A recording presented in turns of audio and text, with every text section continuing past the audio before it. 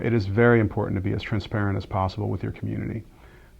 They need to know what the equipment is, what it does, and how are you using it. And one of the two main components to convey to the community are, one, it is for crime reduction. It benefits them directly into creating safer communities. Two is that the data that these units, the LPR units, are gathering is protected by law. It is law enforcement sensitive data.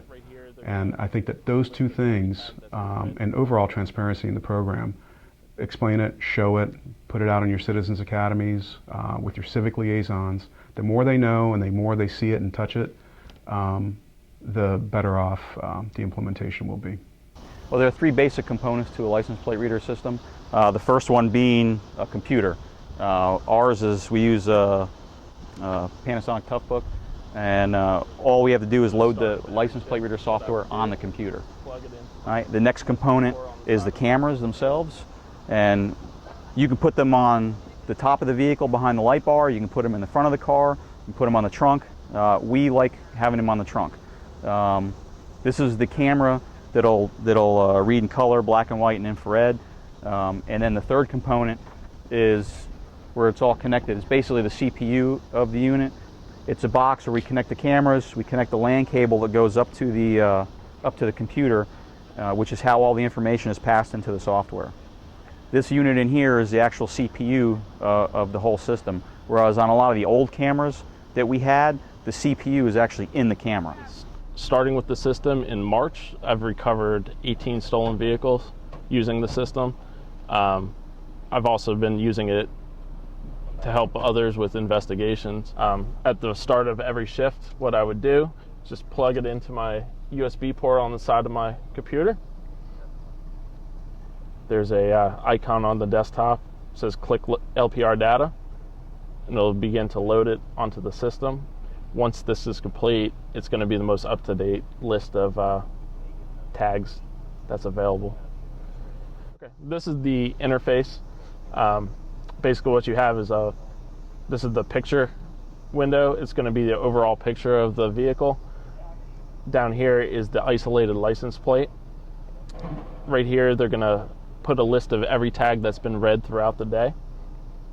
This is alarms. This is if it actually matches a tag with the tags that are on the hot list that was downloaded. It's going to come up with an alarm. Once that alarm comes up, I have the option of either accepting or rejecting it. You'd reject it if somehow it was misread or it's no longer a wanted vehicle.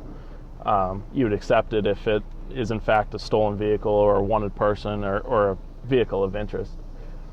Under operations, it allows me to enter any vehicle license plate from all 50 states into the database.